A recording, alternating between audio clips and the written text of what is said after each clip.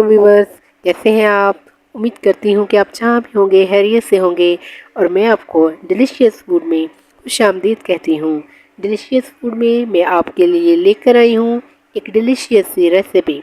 वो है चटपटी मज़ेदार चटखारेदार अरवी। मेरे तरीके से अगर आप चटपटी अरवी बनाएंगे तो इंशाल्लाह बहुत मज़े की बनेगी। रेसिपी अच्छी लगेगी तो लाइक कर दिया करें और डिलीशियस फूड को सब्सक्राइब भी कर दिया करें। मज़ेदार चटपटी चटखारेदार अरवी बनाने के लिए रेसिपी को एंड तक ज़रूर देखिएगा, ठीक है। और अब हम अपनी रेसिपी स्टार्ट करते हैं। बिस्मिल्लाहिर्रहमानिर्रहीम। मेरे पास 1 किलो अरवी है जिसे मैंने छीलकर नमक लगाकर 10 मिनट के लिए रखा था और अब मैं इसमें पानी डालकर मदानी से अच्छी तरह से धोकर इसको स्टीनर में रख दूँगी। अब हमने कढ़ाई ली है और उसमें मैं 1/4 कप जो है ऑयल का वो डालूँगी। चूँकि हमने जो अपनी अरवी है वो भुजिया की शक्ल में बनानी है, इसलिए इसमें ऑयल थोड़ा सा ज़्यादा यूज़ होगा ताकि हमारा जो मसाला है वो अच्छे से भुन जाए।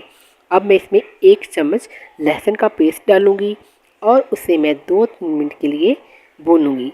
जो ही उसका जो रंग है वो बादामी हो जाएगा तो मैं 2 बड़ी साइज़ की प्याज लूँगी, उसे मैं काट कर इसमें डालूँगी और इसको हम 2 से 3 मिनट के लिए फ्राई करेंगे। और उसके बाद देखें जी इसका कलर जो है ये बादामी हो गया है। अब मैं इसमें 2 बड़े टमाटर डालूँगी और इसके बाद मैं डालूँगी इसमें 2 से 4 सब्ज़ मिर्च और इसमें मैं रेड जो मिर्च है उसका यूज़ कर रही हूँ। अक्सर घरों में होती है, उससे क्या होता है कि हमारी अरवी में जो है रेड मिर्च बहुत अच्छी लगेगी। सब्ज़ मिर्च तो अच्छी लगती है लेकिन ग्रीन जो रेड है वो भी बहुत अच्छी लगेगी, वो डाली है। अब मैं इसके बाद अपने जो मसाला जात है हम वो ऐड करेंगे। तो सबसे पहले मैं इसमें 1 चम्मच नमक डालूँगी, आधा चम्मच मैं हल्दी डालूँगी और 1 चम्मच सुरख मिर्च जो है मैं वो डालूँगी और सूखा धनिया 1 चम्मच हम वो लेंगे और 1/4 चम्मच मैं इसमें काली मिर्च जो है उसको डालूँगी। आधा चम्मच गरम मसाला डालकर हम अच्छी तरह से इसको भूनेंगे ताकि हमारे जो मसाला जात हैं ये अच्छे से भुन जाएं और टमाटर प्याज जो है ये अच्छे से गल जाए, ठीक है। तो अब इसमें हम देखें थोड़ा सा मैं पानी डाल रही हूँ और पानी डाल के मैंने इसको ढक्कन दे दिया है। तकरीबन 5 मिनट का हम दम देंगे और उसके बाद देखें हमारे जो प्याज और जो टमाटर हैं वो अच्छे से मिक्स हो जाएंगे। और अगर नहीं भी हुए तो हम इसको चम्मच की मदद से अच्छे से मिक्स कर लेंगे ताकि हमारी जो ग्रेवी है वो बहुत ही अच्छी बने और हम इसको बहुत ही अच्छे तरीके से हम इसको भून लेंगे।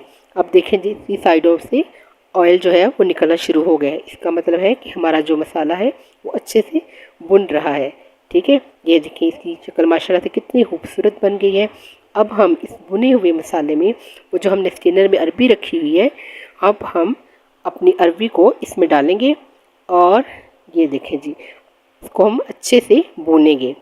2 से 4 मिनट या 5 मिनट हमने इसको भूनना है क्योंकि हमने इसका पानी जो है वो कर लिया था, लेकिन फिर भी हमने अच्छे से भूनना है ताकि इसमें पानी का ये कतरा भी ना रहे। अच्छे से हमने भून के अब दोबारा हम इसमें थोड़ा सा पानी इसमें ऐड करूँगी मैं ताकि ये गल जाए। इसमें तकरीबन मैं डालूँगी आधे कप से भी थोड़ा सा पानी, या जो चम्मच मैं इस्तेमाल कर रही हूँ वो तो चम्मच भी हम डाल सकते हैं।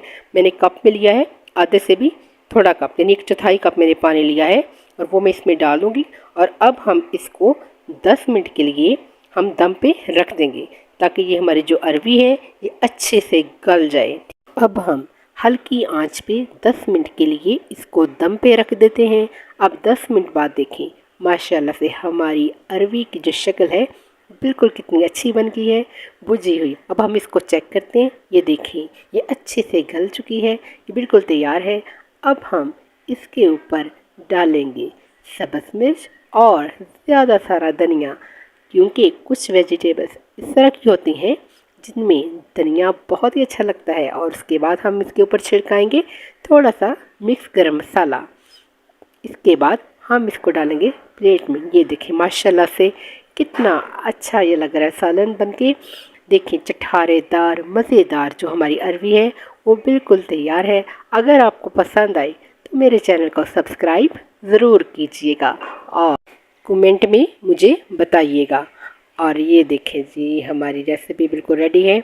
इसको आप चपाती के साथ खाएं या तंदूर की रोटी के साथ खाएं, को ये अरवी बहुत पसंद आएगी। तो इस खुश रंग चटखारेदार और चटपटी अरवी में अगर आप नींबू का इस्तेमाल करेंगे तो इसका मज़ा दुगना हो जाएगा, क्योंकि नींबू और अरवी का कॉम्बिनेशन बहुत ही अच्छा है। और अगर आप मेरे तरीके से अरवी बनाएंगे तो इसकी खुश रंगी और जायके की वजह से सब घर वाले आपकी तारीफ़ करेंगे। उम्मीद है कि ये रेसिपी आपको पसंद आएगी और ज़रूर ट्राई कीजिएगा और अपनी दुआओं में याद रखिएगा। और नेक्स्ट रेसिपी के लिए अल्लाह हाफ़िज़।